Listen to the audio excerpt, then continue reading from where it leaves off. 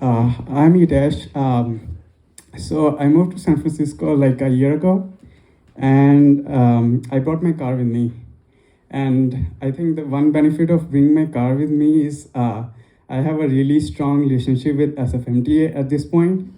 If you attended my last stand-up, you might know that I get tickets all the time. And this time, what happens? My neighbor, she wanted a part of it. So she was like, why this should be a monogamous relationship.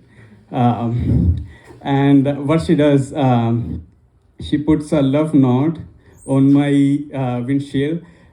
Please remove your car from this parking spot by 9 a.m. Otherwise, I will get it towed. I was, okay, so um, I was like, okay, so do I deal with this neighbor first or do I deal with SFMTA? So I didn't find out about the note until I went out and found my car in the impound. So apparently my car was impounded thanks to that neighbor. Yeah, I think my dates have been going pretty interesting lately. So go on a date. I ask the girl, "What do you want to eat?" She's like, "I don't eat any meat. She can't have any coffee, no caffeine. She can't drink alcohol." And I was like, "Oh wow!" So I was like, "Do you at least have sex?" Well, yeah, the day went well after. Okay. Yeah, other dates. So I go on a date with this girl, and she apparently we are discussing about how is our living situation. So what are we gonna do afterwards? So I leave my roommates, and I ask her the same question, like, how do you live? What's your living situation? She's like, I live with my boyfriend. Okay. I'm like, so what am I doing here? Is it open relationship? She's like, no. Well, yeah, I mean, I wanted to get out of there as soon as I knew that, yeah, I'm in a weird situation. Right, let me just see.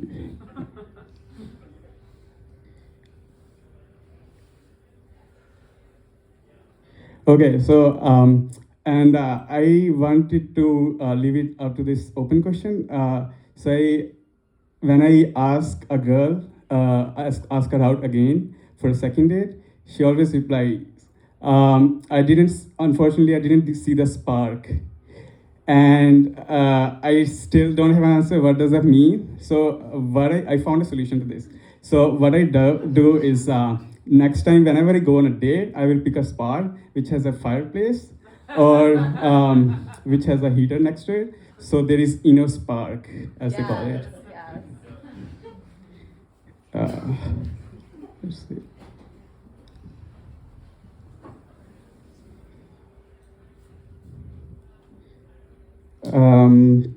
So yeah, I went to Midwest. I have some relatives who are in Kansas, and so like public transport is non-existent in Midwest. So I asked my aunt, "Can you drive me to tennis courts? I have some people I need to meet up with to play tennis." She's like, "Can you use public transport?" I'm like, "Is this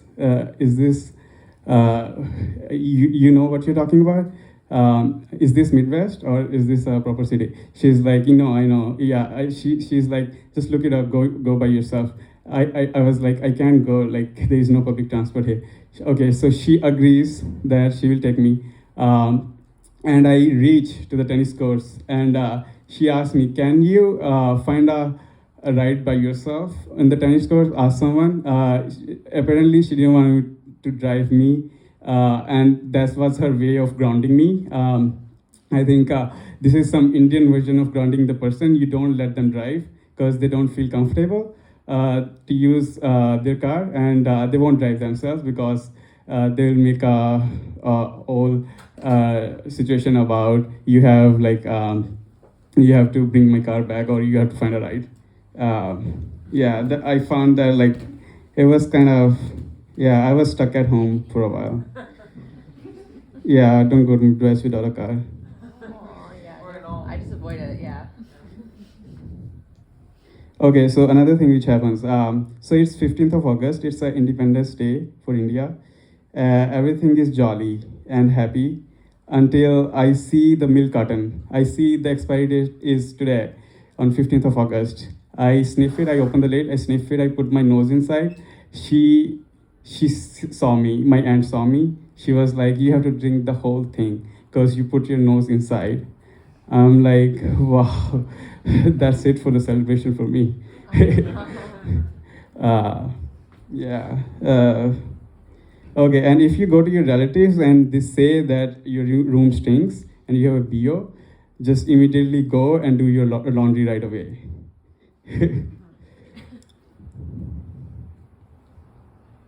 All right, I think that's enough for my side.